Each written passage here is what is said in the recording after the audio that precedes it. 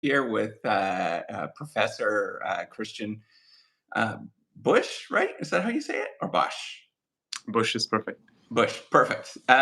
So he is an expert in serendipity, and I just thought it'd be really fun to meet up with him. The sort of norms with this channel.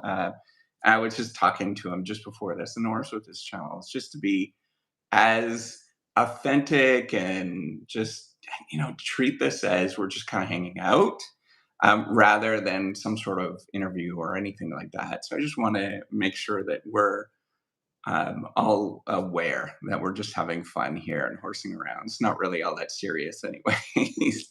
I don't know. Maybe we can jump into that. Christian, what's your thoughts and sort of feeling? Um, what is this sort of serendipity thing, and then how do we actually get into serendipity? What does that actually mean? Yeah, well, I mean, first of all, thanks so much for having me, Dave. It's yeah, wonderful to catch up with you. And yeah, serendipity, it's something, it has played a huge role in my own life, and then I've seen it pop up in my research as well. And so I got extremely interested in the kind of dynamics behind it. And what we've seen in our work is this kind of interesting difference between blind luck, which is all the things we can't really choose, right? Birth lottery, all these kind of things that create a lot of societal inequality. And then there's this active luck that serendipity is about, where, take the situation, you're in a coffee shop and you accidentally spill coffee over someone next to you. And that person looks at you slightly annoyedly, but you sense there might be something there. You don't know what it is. You just have a sense. And now you have a couple of options, right? One option is you just say, I'm so sorry. You walk outside and you think, what could have happened had I spoken to that person? Option two, you speak with that person and it becomes the love of your life or your next research partner or co-founder or you name it. The point is how we react to the unexpected, that interaction between randomness and our own actions. That's really what creates that kind of beautiful serendipity that we talk about. Yeah, it seems really interesting. I was kind of poking around and seeing some of the stuff that you've written about this, and it seems that explains a bit of your own story in terms of what happened. I'm not sure if you want to give any background on how you arrived upon this idea of serendipity in the first place. It seems really, to be honest, from a somebody that studies strategy and entrepreneurship and all that kind of stuff, from my perspective it seems weird, right? Like it is kind of off center from what everybody else is doing. Most people are sort of saying that you have to have this plan, and then you execute on this sort of very simple plan and everything works out for you. And that's how we actually make a whole bunch of money. We become rich and all of that kind of stuff. So maybe if you can explain what happened in your life in terms of arriving upon the idea of serendipity, I think that would be interesting for everybody. Yeah. Yeah, no, it's a great question. My whole life feels like amalgamation of coincidences and things that somehow then, became serendipitous. But, I used to, I have an entrepreneurial background. And so a lot of the kind of projects that I helped start and there was part of would be either serendipitous, you meet your co-founder in the queue of a coffee shop and then you get talking and you're like, oh my God, we have something in common here or other kind of things. Same in my love life. But then what I found fascinating is later on in my research that the most successful, inspiring people, they seem to have something in common, right? They would all, in board meetings and things, they would talk about planning and all these, exactly those kind of important things that you just mentioned. But then when you would talk with them kind of, and go deeper and deeper and deeper, they would say things like, yeah, I had this plan. And then I spoke with Hilda and Hilda told me this and this. And then we adjusted the plan. And now it's a much better plan. But this is a story that like my board wants to hear. I planned this, then I did this, and then exactly that happened. And so, Yeah. kind of, I want to tell the planning story. And so, what I found fascinating is that there seemed to be this mismatch between what we think the kind of official story is and how people officially talk about it, and then how emergent it actually is, right? And that goes back to Henry Mintzberg and all those kind of things that at the end of the day, strategy a lot of times is emergent. But what I found fascinating is that in a way, what we try to figure out is there a way that combines the idea of planning with the idea of emergence? So you're neither planning and have everything under control, nor it's all emergent and you can't control it. And so that's really the idea of cultivating serendipity. This idea that, hey, can you create the conditions that make it more likely that you encounter interesting, positive, good things, but then also do something with it, but then make it part of your plan? To give you an example, if you're Ajay Banga at MasterCard, the previous CEO of MasterCard, he would say something like, I want to get 500 million people who were previously unbanked into the financial system. That's our North Star. That's our sense of direction. That's where we want to go. Here's the strategy. We start here, then we go here. But I'm telling you already now that when Hilda in Cape Town tells us that the story doesn't work with her, the narrative or the strategy doesn't work with her, we'll adjust it. And that is part of our plan. I think that kind of giving the license to build the unexpected into the planning, we're very curious about what are ways to do that. And even simple things in weekly meetings, right? What surprised you last week? If you ask that simple question, people start looking out for the unexpected. And that's where a lot of really interesting new ideas and things come from. Yeah, I think that's really interesting. So you're getting at something that's probably even more profound and deeper than just serendipity. I was thinking, we have this sort of hypothesis testing mentality baked into science where we have to have this sort of hypothesis up front, and then we test this particular hypothesis. And often, almost always, right, we never find the results that we were expecting. And one route, and this is the route that I took when I was doing my PhD, was, by the way, the whole reciprocity project is kind of geared towards the way that I sort of imagine it is giving hope to researchers around the world. Because it's kind of like this really scary process, right? I mean, we can't figure things out, and there's often not a lot of people out there that are sort of being helpful, or you might be in an institution where it just doesn't have that. So yeah, we do this kind of hypothesis testing. We get these results that are either null results, they are not present, or there's something that's completely different. And our default that we're programmed in as researchers and scientists, is that we assume that we did something wrong. How do we get around that? And how do we sort of say, hey, wait a minute, maybe this wasn't wrong. Maybe this is the way it should have been, it should have turned out. What's your thought? Like, how do you actually deal with that? How did you arrive upon, instead of assuming serendipity is something that's problematic, how do you actually jump on this? Yeah, it's interesting because I'm a huge fan of whenever diving into a new topic to really first have conversations with people and really first try to understand what is really happening there. Not only what is the literature telling us about something, but actually let's talk to people who do it every day and then try to figure out what they're doing, and then from there on build our hypothesis and test them. And so it's kind of when you look at qualitative research, right? So research that you're doing kind of more based on interviews, observations, and things like that. A lot of times you have serendipity in baked, right? Because essentially what you're saying is you're going out there with a certain idea of something, some sort of hunch, and then people tell you about something that is really counterintuitive, and you're like, wow, this is surprising. Let me dive deeper into this. And so what I find always like really useful and helpful is to think about not I think there's a lot of conversation always, am I a quant researcher or a qual researcher or this or that? And you know what I mean? Like, well, the method should follow, what you're most intrigued about, and the kind of what you're most intrigued about. A lot of times, part of it might come from the literature, but part of it also really comes from understanding the phenomenon because you're in it. You talk with people, and so I'm a really big fan. First, talking with people and just kind of like listening in, like what is it that I wouldn't have expected? What doesn't really resonate with what I've read?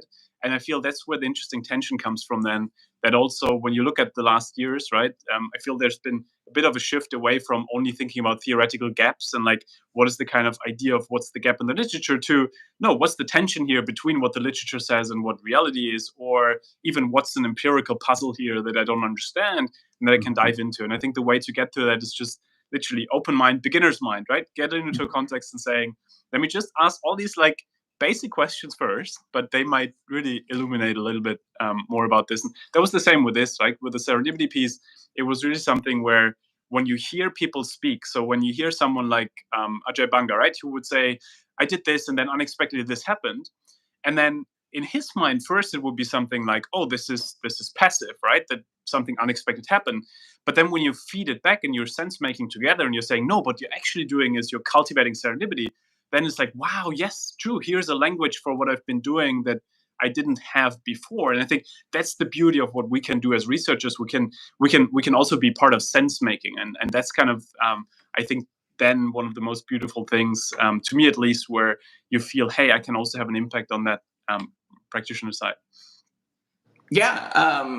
So I was just thinking about that because you've been actively constructing this sort of paradigm, I guess, and doing different in the Academy of Management, for example. You organize this really amazing symposium or panel with different people talking about it. Who would have? I was looking at the panel. I was like, many of these people probably established the norms of understanding the world of, hey, this is the sort of normal way of doing decision making. We should sort of set these things out, these processes out. But you know, you're almost at the forefront of saying, wait a minute, maybe we need a language of putting in more randomness, more disorder within the process. So that's interesting that you've kind of built in this community building aspect into what you're actually doing. Why have you chosen to do that? That seems from a perspective of how we so a lot of the stuff you probably have. I don't know if you've seen me online. I really push back on the norms of how we should do things and sort of try to give people a little bit of like gumption that we could do things that are a little bit unusual, and sometimes it's really good. Sometimes you discover really cool things. So what has been your journey with coming towards this sort of community building aspect of research in academia? The you know I found it intriguing when you think about what makes an interesting academic conversation. It's, of course, that we stand on the shoulder of some kind of giant that says, here's a certain assumption in the first place, and then what do we do with this assumption? And so what I found really interesting is that I think there is this kind of community of people who are working on serendipity, and I think that's a wonderful emerging community where essentially we're building on each other's work and we're developing that work. And that's almost like where we preach to the choir, right? Because we've seen the similar things. We know that serendipity is an important kind of thing that has always been treated as variance and error factor and all these kind of things, but actually it's much more important than that. And so I think there is this community of people who intuitively know that what we're doing is kind of brings us together because we've seen it in practice, and now we feel, hey, this should have a role in theory as well. But then I think there's exactly that kind of let's say kind of more established approaches and theories where it just feels, hey, you have so much to say about this. And we really want to avoid reinventing the wheel. And we really want to avoid to somehow position these questions as they are the opposite of X, Y, Z. No, they are not. They're just really kind of saying, instead of seeing a friction here that's just a dichotomy, we're seeing a paradox that you can potentially resolve by thinking about it in a more dynamic way. And I think that was kind of that symposium that you mentioned was really thought to be that, to say, okay, let's take a couple of people who are deep, deep, deep, deep in strategy, some people who are deep, deep, deep in innovation, who might have followed a certain approach. And then now it's a great opportunity to also say which of our assumptions 100% hold versus which of those 80% hold. And if they hold 80%, can we do something together to then kind of bring that to the next level? And so really kind of standing on their shoulders to develop that new thing versus saying we develop it independently, but then actually it's reinventing too many fields. And Ranjay Gulati said it beautifully. I think this idea that everyone tried to give luck a chance, and I love that kind of idea of people gave luck a chance because, as you know, right, a lot of people have written about luck and serendipity as like, oh, we shouldn't even study it because what is there that is managerially relevant? Like there was like one quote was, I think, along the lines of, shall I teach my managers to be luckier? Well, yes, maybe there is actually ways that we can do that. And so that's kind of the interesting thing. I think that we're questioning some of those assumptions, but also saying we don't want to position that as opposite to something. We really want to position that as part of a bigger conversation around that strategy can be both emergent and planned, and that isn't saying one literature is wrong and the other one's right. It's more saying you both have amazing assumptions in parts, and then some parts we can maybe kind of complement here and build on that. Yeah. So I was just thinking about have you been able to get people to buy in or practice some of this stuff? And what does it actually look like when they practice more serendipity or being in, just being in the moment, I guess, is what you're somewhat suggesting, right? Of sort of seeing that, hey, wait a minute, we could take a step back, and what we're pursuing is not right or wrong, but there might be some opportunities if we sort of go in this different direction that we wouldn't have assumed that was the right way to do it. Well, and the interesting thing to your point is, I think that there is so much work that can be done, around how do you actually then, in that particular theme, like how do you cultivate serendipity? If you think about it from when you build on existing theories, right? So there's some recent work, for example, around quantum approaches to management, which I find mind blowing because it's essentially the idea of, you have all this potentiality out there, all these potential things that could happen, right? So in this coffee shop example, when you spill that coffee, there's all these potential things that can happen, but you only realize one of these things. So only Mhm. one thing actually happens, and then it opens up all this new potentiality. And so I think if you use those different types of approaches that allow you to capture something that previously maybe you didn't want to capture too much because it seems like, it's easier to just count, things, and versus like maybe think about it in a sense that there might be categories that can change, and you can think about the potentiality of those categories, and things like that. So long story short, I think where we can learn a lot from practice is that in practice we've seen a lot of those kind of approaches that increase potentiality, right? So to give you an example, if you take the hook strategy, right? So imagine, David, you're going to AOM, right? So the AOM conference, and you go to these kind of networking sessions, and someone asks you, "So, David, what do you do?" You could now say, "Oh, I'm David. I'm working on this amazing reciprocity topic or podcast, and that's what I'm doing." Right? So that's one thing that kind of you give them one potential dot. But if you were to say, I'm researching on XYZ, I'm really excited about this podcast, but what I'm really interested in is kind of, bringing my 2-year-old daughter up at the moment. What you're doing here is you're giving them 3 potential dots, more potentiality, where they could be like, oh my God, such a coincidence. We also just had a daughter.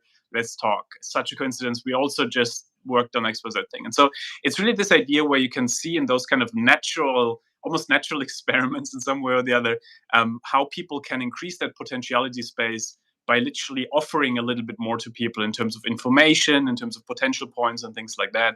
And so I think it's almost then, to ask the challenge always then is, okay, how do you measure these kind of things when you want to understand how that works out in a particular setting, and then you take them to other settings. But I think that's the next 20 years of research, I think, right there for everyone who's listening. Yeah. I hope a lot of people will do their PhDs on related topics.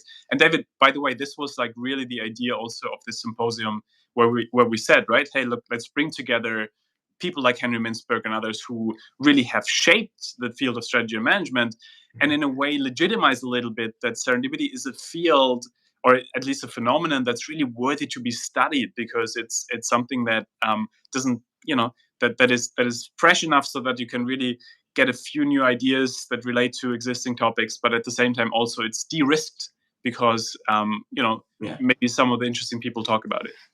Yeah, I mean, I think that is such a big part of it is figuring out how to de-risk things. I mean, for me, and yeah, I've been in the field for a while now.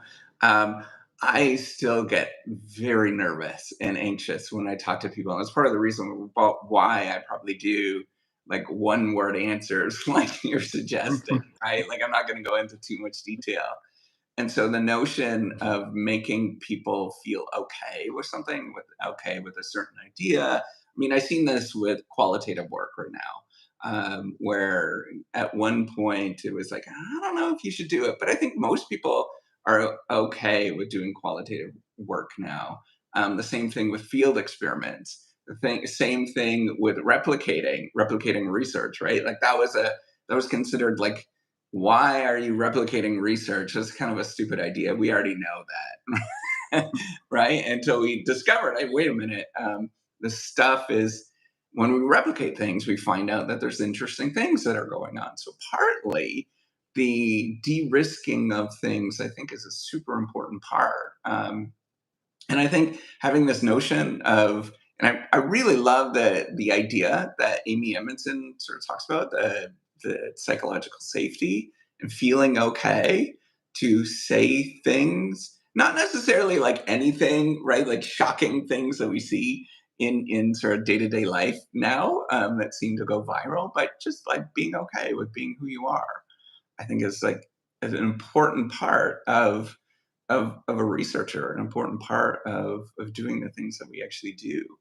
Um, so how did you actually get to how did you become a researcher yourself? So I was looking up a bit on your bio, and it didn't seem like that was the original course that you were intended on, but I'm not sure.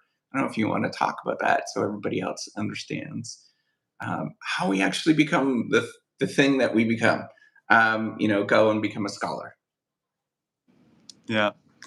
No, it's been an intense search for meaning for a long time. I had an experience early on in life that made me realize how quickly life can be over, and since then I've been trying to figure out what gives me a lot of meaning, and I derive a lot of meaning So from. what Yeah. was this experience? I think that this is probably important to share and talk about. Yeah.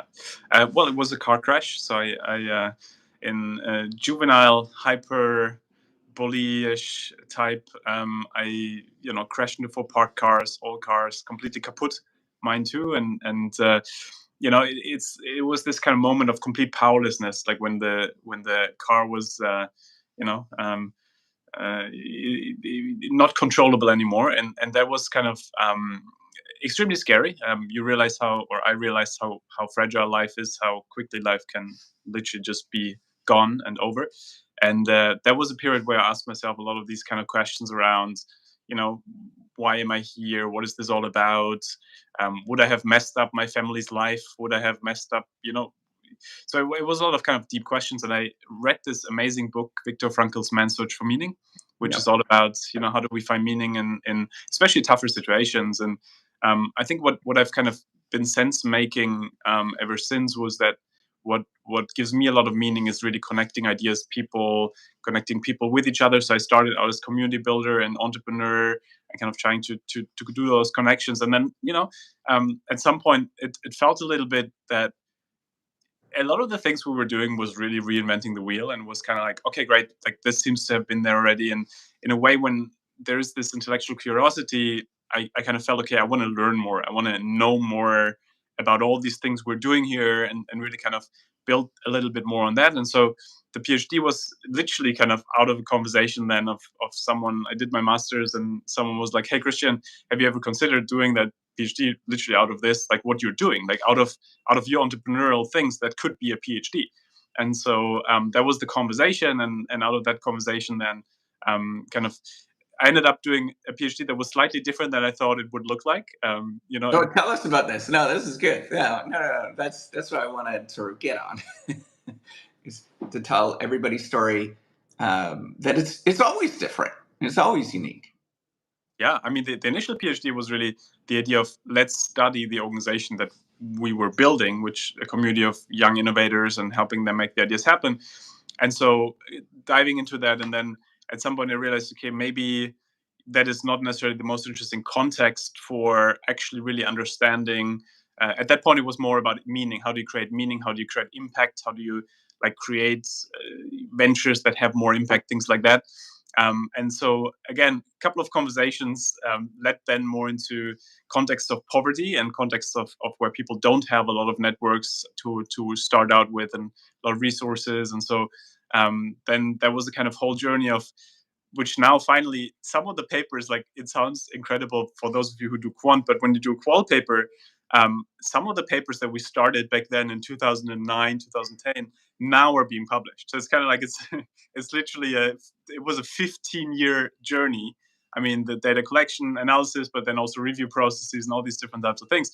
And so they're only now coming out. But what I found fascinating is that it's almost, we started out more with kind of what makes impact, what creates that kind of really interesting networks that can create an impact, and so on.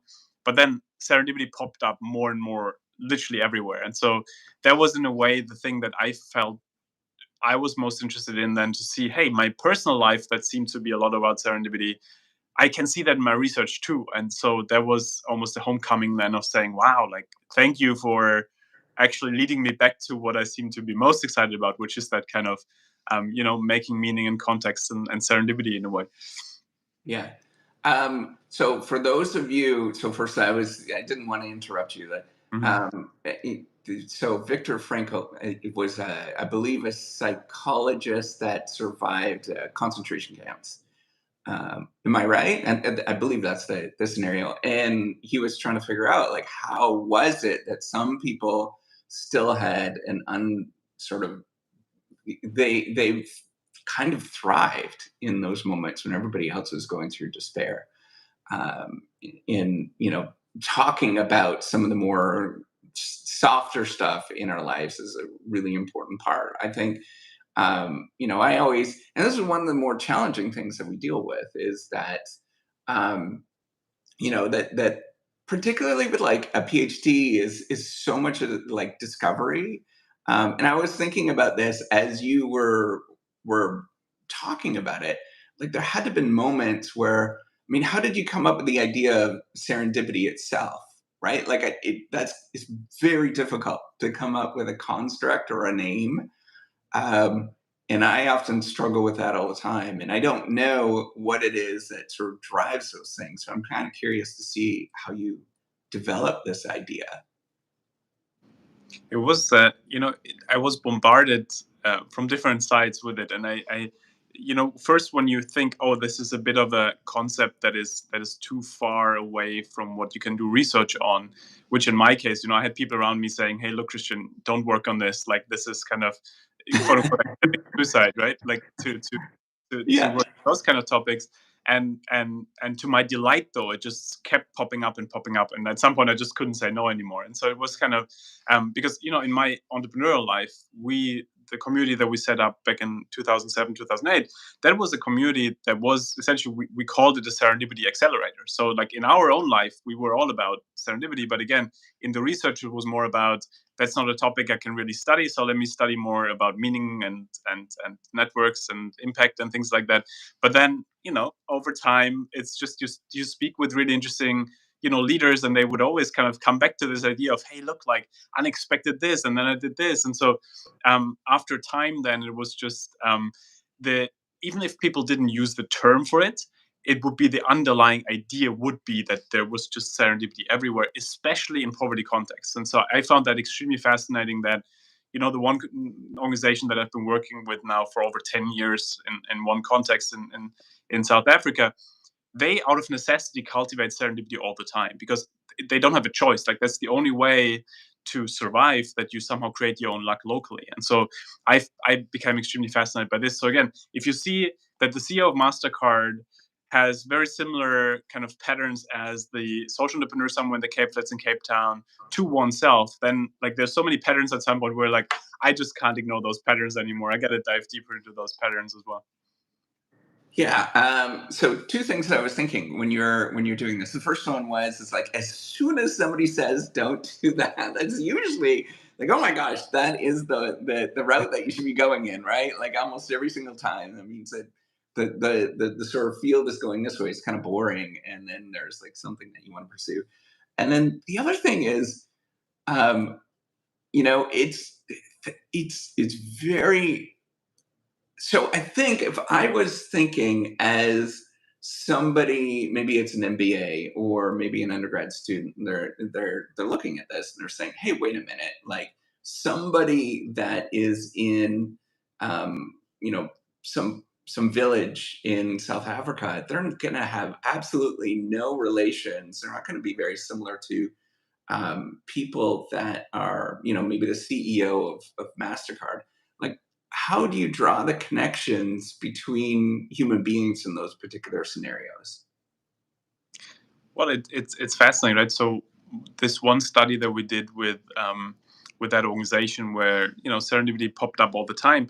One of the key patterns that came out of that was they're extremely good at reframing situations, right? So they look at a particular situation and then they say, okay, is there still something in here? Is there still an opportunity in here? If Let me give you an example with COVID. when COVID happened, they are an organization that delivers low cost education to people. So it's things like 10 steps to use social media to build a business, things like that.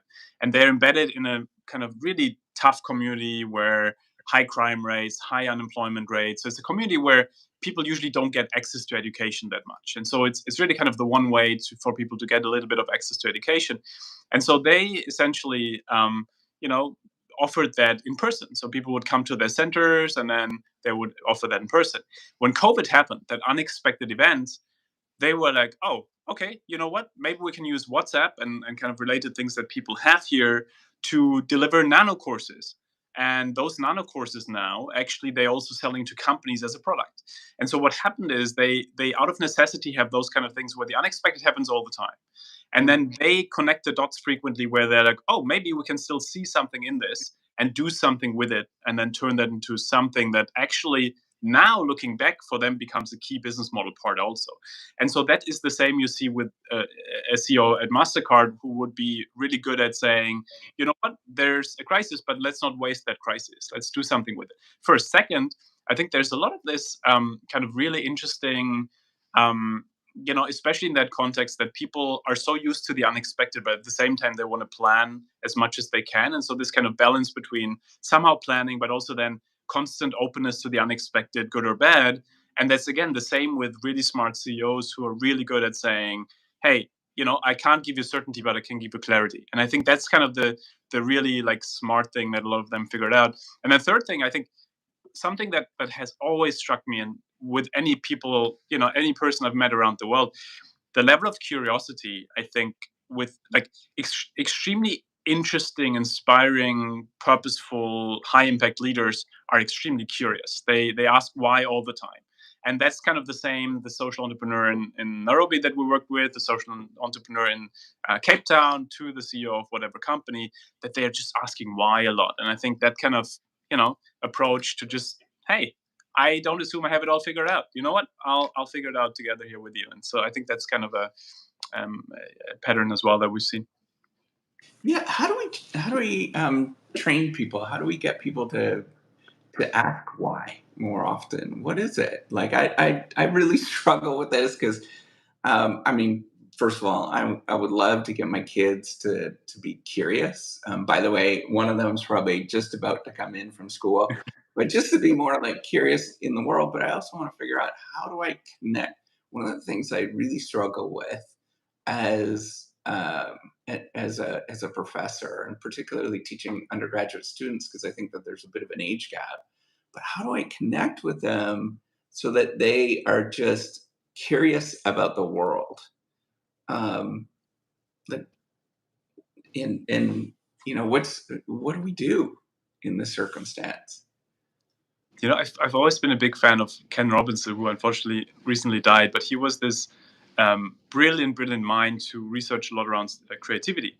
And he had this story, right? I'm just paraphrasing, but essentially it was along the lines of, there was this kid in high school, and teachers were like, oh my god, she's always kind of like hibbling around and like she's never really focused and everything else.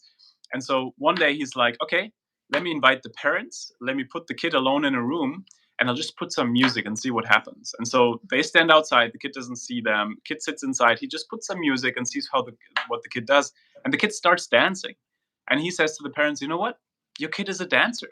Your kid, like, if we put her too much into the math sections here and all this kind of stuff that in a way doesn't connect with her inner world too much in that sense, and it kind of really, it maybe he would always use that idea of it we educate her out of creativity. And so it's really kind of this idea that I think we might go into a session and think, oh, there's the one content we want to teach and the one thing that then we test in the exam and they should all know. But the one way that I found to be extremely effective is, once people get curious about something because they genuinely care about it, because it relates to their own life. So to give you an example, that organization that I just mentioned, what they're really good at is to say, instead of using these examples like, Peter came to school and he has 2 apples, and here are 2 more apples, like now Peter has 4 apples, what they would say, the kids in their vicinity would say, we don't have anyone like who is called Peter in this vicinity. Like everyone here is called different than Peter. Like Peter is like such a kind of like, US kind of type like name. So Yeah, yeah, first like change, like, like make it our lived reality, make it like, what we really experience every day, and then relate it to somehow that something that we're really curious about. And I've seen that in my own sessions, whenever I use these kind of like high level examples of like big CEO this, big CEO this, it's just very far away from people, versus if it's kind of like, hey, look, this is the local like subway owner, here he is, and you're gonna work with them anyways over the summer because you need to make some money on the side. Like this is how they think about this, and then they kind of like get really curious about, oh wow, yeah, like what could we do, and learn about it. So not being too far away from the kind of examples we use, but also then really kind of having something that they care about. It's like in our own lives, no, we want to care about something versus but I guess nobody has really figured it completely out, right? That's our journey of learning to figure it. yeah, yeah, yeah, absolutely. Yeah, no, I mean, that's why I've been so somewhat personal with everything that I do, particularly online that you see, right? Like I try to be as personal as possible, is because like um, there's got to be somebody else that feels the same way as I do, or there's got to be somebody else that's resonating. And if I start talking about, and I actually learned that through doing this. So if you don't know the whole story with the Reciprocity Project, actually, so I put out this. My second year or third year of assistant professor here at the institution that I'm at. I'm not going to disclose it, but most people would recognize it. Um, I wanted to get some editing done in my work, and I couldn't get editing done because I couldn't afford it. And I was like, well, I teach entrepreneurship, I teach innovation, I could build this thing. So I go and try to put this thing together. And what I realized along the way was, hey, it's one thing to build the product. So I built the product, put it online. Nobody paid attention to it. Nobody cares, right? So I talked to somebody, and there were somebody that was kind of in the software industry. They're like, "Can you do YouTube videos about it?" So I started doing YouTube videos, and if it was like kind of instructional and about the particular thing, nobody cared, right? But as soon as I started talking more about the personal experiences and the challenges that we face, like sometimes it's a little difficult to be a researcher or an academic or a graduate student, or just doing life in general, balancing parenting when you have a high demand career. um, it's often very difficult, right? And then figuring out and sort of telling, hey, this is how I basically deal with it. And a lot of it is just like, hey, just disregard as much as I possibly can, which is like advice that was given to me by my one of my sort of mentors a long time ago. And he was reading, there was a book about, he's a physicist that was out in California. I can't remember the guy's name now. He's really well known. But that was the way that he coped with things, was just like disregard the rest of the world and figure out how you could just kind of live your thing and be as normal and functional as possible.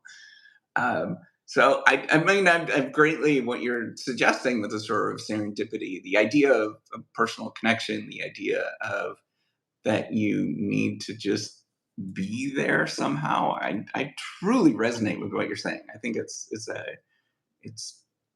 it's a great research project that you're working on. Well, and thank you, and I think you're a great example. I think of, look, AI is coming, right? So we have enough machines and robots, so we might as well be human, right? Like in terms of like, Mhm.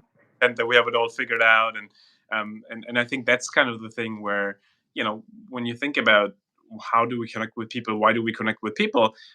Because there's something that's worth connecting about, right? And usually that's, content is all nice and stuff, but like we probably have very similar challenges. We have, we go through identity crises, especially as researchers, right? Like we probably have them more frequently than other people, that there's this, oh my god, like what is this all about? And so why wouldn't we talk about it? And I think this is kind of, I found that always really interesting with Pixar, for example. I felt they did that differentiation really nicely between perfection and excellence. That the core point was always like, if you try to always be perfect, like then you shoot yourself in the leg because you're constantly under stress. You will never be kind of your most creative. But if you strive for excellence, so that your outcome should be excellence, right? You want to have an A paper or whatever it is, but then the process itself is messy. The process itself will not be perfect, and that's okay, right? We kind of avoid whatever avoidable mistakes we can avoid, but also we learn from the things that didn't work. And I think, I see that a lot in organizations where people always love to talk about the things that do work, right? So successes, but we can obviously learn much more from the things that didn't work. And so building a culture that allows people to talk about the things that didn't work in a way that doesn't feel like, okay, now tomorrow you can step them in the back because now they opened their heart too much, right? Yeah. And I think that comes back to your earlier point about psychological safety and how we, in a way, can do the Brené Brown kind of vulnerability without oversharing. So this kind of, okay, yes, I want to connect with you on a deep level. Of course, I don't want to throw all my problems at you at the same time and kind of overwhelm you with it. But at the same time, look, we're both humans, and we both want to connect over things we really care about versus talk for 20 minutes about the weather, right? And I think that's kind of, in a way, why I'm such a big fan of these like simple practices of asking questions differently. Instead of asking what do you do, asking what brings you here or what do you enjoy doing. It's like very small shifts in how we ask questions, but what it does is it opens up the opportunity space, getting away from boxing people into positions, into roles, into one yes or no question to no. I'll let you go wherever you want to go. If I ask you what brings you here, you can say, oh, what brings me here is my daughter who brought me here. Or you can be like, I'm on a journey towards meaning, and like I'm trying to figure it all out, and I'm here now because my daughter pulled me here. But my point is, you can answer those questions on whatever level you want. And I think that's kind of, I've always loved these questions where you allow the other person to choose whatever they feel most comfortable with, where they want to go, versus what you do, and then putting people into boxes and things. Yeah, that's super cool. So I have probably a pointed question, but we probably should get going fairly soon. I don't want to keep you too long. So I'm another 10 minutes or so. Mhm. Is that okay? So have you found meaning? And what does that look like? Do you think that you have more meaning today than you do 10 years ago? It's really coming back to Viktor Frankl. I think that I've been fascinated by his kind of between the lines kind of idea of duality of meaning, in a way that this idea of when he was in the toughest situation you can imagine, concentration camp, where no hope, like you essentially, like, objectively there's no meaning, but then he proactively created meaning for himself, right? He said, okay, I still want to write this book once I get out of here, so that is kind of my big purpose, my big meaning, my big thing out there that I strive for, my stretch goal, in a way. And then, hey, there's so many people here who I can help feel make better by just speaking with them. And so, hey, I want to speak with all these people. So every day now I still have a person I need to speak with. So I have a reason to wake up tomorrow morning. So I have some sort of micro meaning here as well. And so I've always been inspired by this idea of, can you build that duality into your life, where I feel I have a lot of micro meaning at the moment, where, there's micro tasks in my days that feel very meaningful, writing a bit, kind of related to the book and things like that. And then there's kind of the bigger thing, which is, hey, look, this book, that brings together all the research I've been doing. I feel the next 10 years I want to spend even more time on how do we get that into more curricula, how do we get that into more organizations. And so that, in a way, is kind of my broader theme. And then, the reason why life feels even more meaningful now, though, than 10 years ago is certainly my daughter and my wife, who, add this additional layer that I didn't even know existed. Because I think when you're so, when you're very passion and purpose driven, like, I think I certainly missed out on that kind of whole idea of, what? There's also like the things that really ground you and that anchor you and that actually build that additional layer that is just, so much more meaningful in terms of joy.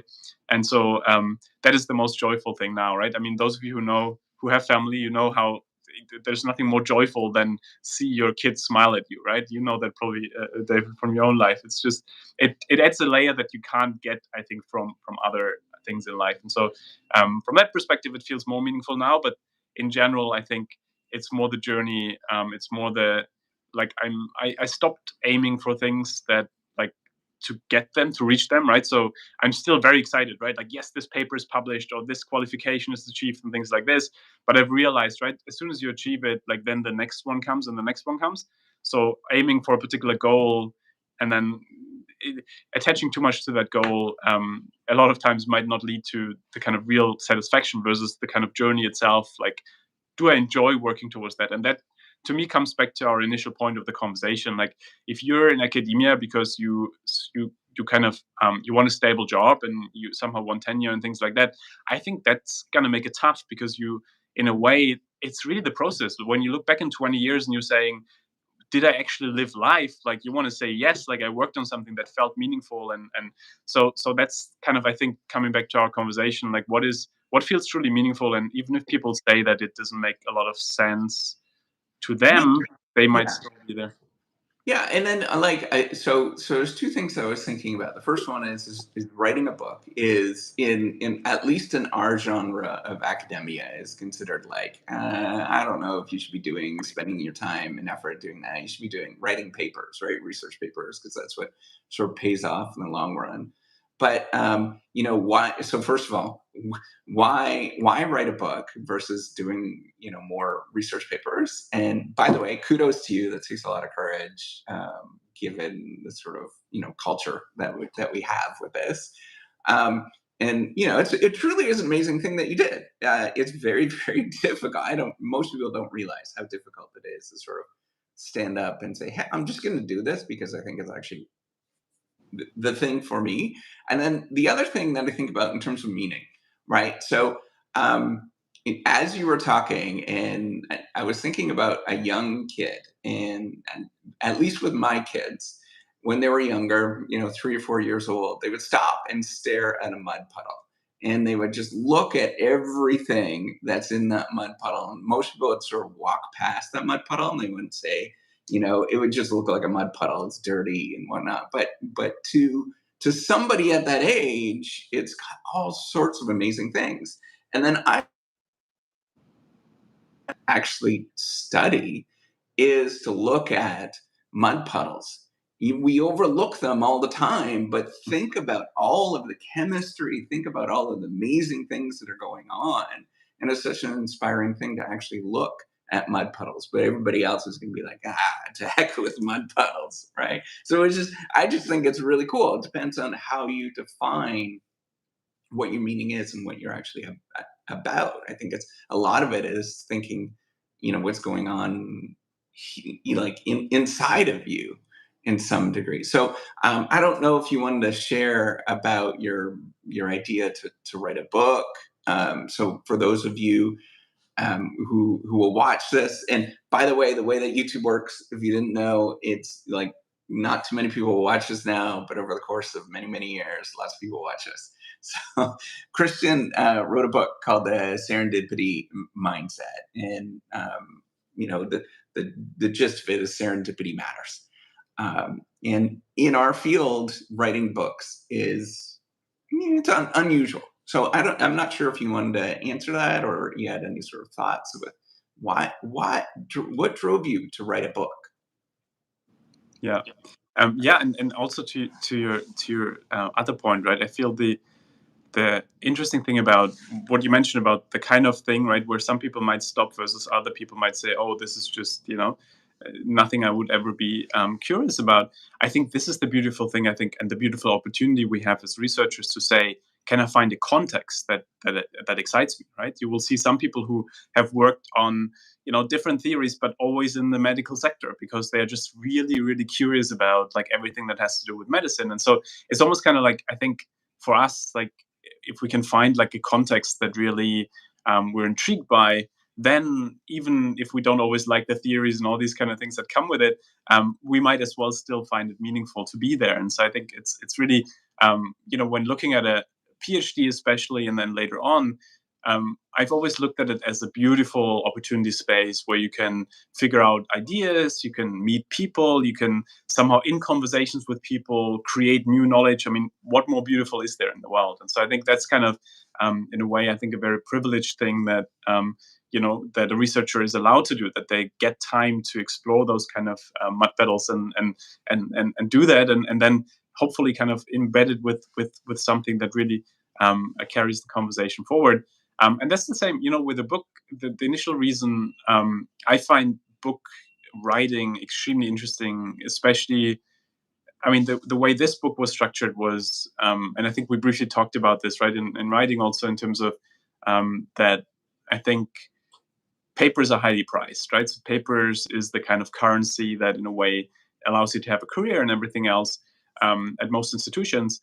And then what a book allows you to do is it allows you to have a bit of an excuse to just read into all the adjacent literatures and to just kind of put all the bigger picture ideas together and perhaps kind of somehow build an identity around it one way or the other. And that's what I, by the way, completely underestimated, how much then the book content itself, even if you have other papers, like becomes in a way your identity. And fortunately in this case, it was what I felt was my identity, but it could have gone different. So I found it fascinating how much a book then defines you in one way or the other.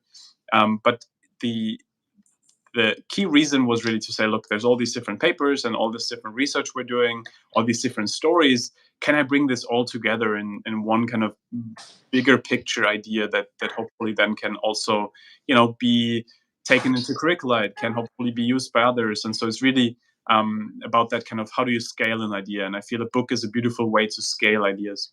Mm-hmm. And so it's kind of like basically your platform, right?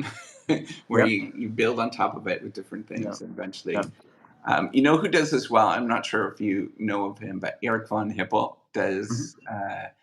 He creates a series of papers and then he creates a book at the end of it. And he's done that a few times. And it's nice because it sort of creates this platform to build off of. And I don't know. I think it's a really nice perspective. Hey, bud. Hello. I can't see you, by the way. I only see. Oh, I know. I was trying to fix that. I don't know what happened. So my son just came in. Hi. Nice to meet you. Hi. I don't know if I'm in the. You are. You're live. Hi. Hi. I just came from. Okay. Go outside. Yeah, you can. Oh, I'll be done in just a second. Okay. Okay. All right. Thanks. So is there anything that you wanted to share with this audience? So there's predominantly, I mean, it's everybody, and it's pretty widely oriented, but a lot of it's going to be more geared towards education, I guess. Is there anything that you want to share that we didn't cover at this moment with this audience?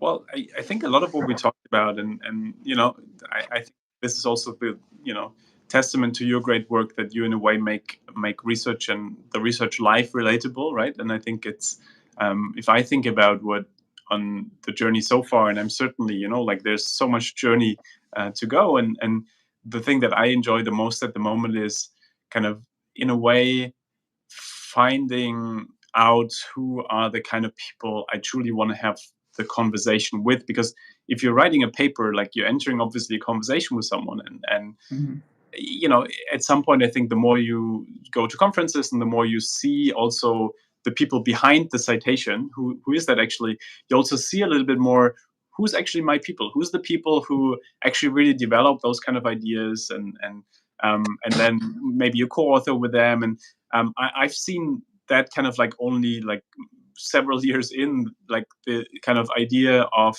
who of those could also be my mentors, and I could work with them, and I could, so really kind of seeing, like when we read a paper, not only seeing the content of the paper, but also the people who are behind that content, and really kind of then entering a conversation with them, trying to grab a coffee with them. I mean, that's what I enjoy the most now, that kind of it makes the papers come alive, right? When you have the people behind the papers.